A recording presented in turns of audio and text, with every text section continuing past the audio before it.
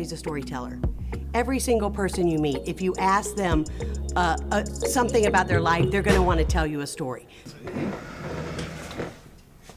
Can you see the screen? Yes, yes. Okay. Let me just open this up. The volume is up?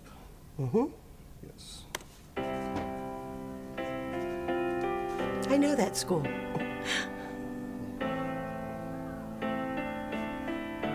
Am I going to cry at this? Okay.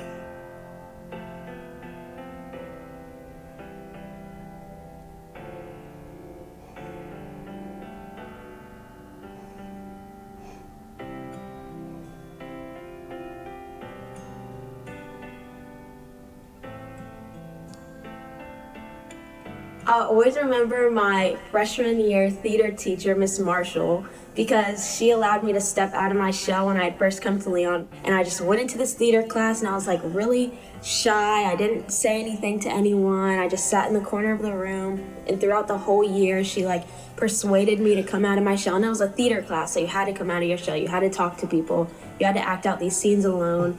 And so I always credit my theater teacher for helping me come out of my shell, helping me meet new people in the school that I continue to be friends with until today, and just being the person who built my character at Leon. Oh, gosh.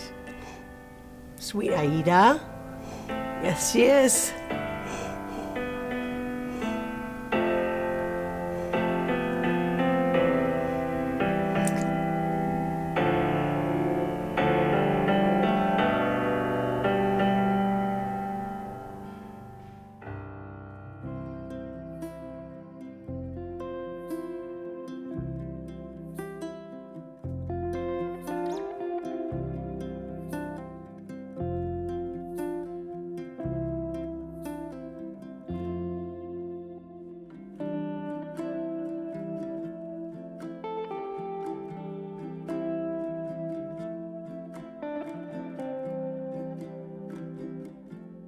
I will say another person that spoke into my life is years ago, I was in a musical with somebody you might have heard of, Rocky Hanna.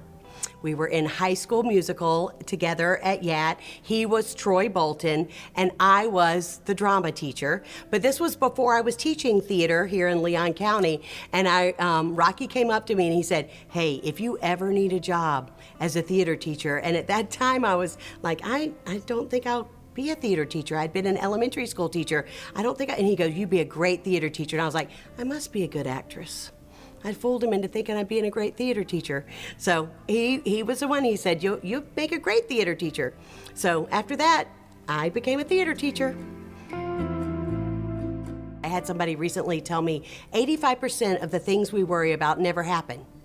And I'm spending time worrying about that 85%. So, and then the ones that do happen, I've gotten through all of my bad days. 100% of my bad days I've gotten through so far. So I'm pretty confident that I can get through most of my any upcoming bad days. So I think I'm learning that. The middle of the story is not as scary as sometimes I think it is. I got to be that tiny part of her story, which is great. I love that I was that part of her story and that I meant those things to her, but I also know that I just get to stand aside. I think sometimes as teachers, we're given more credit because the students do the work.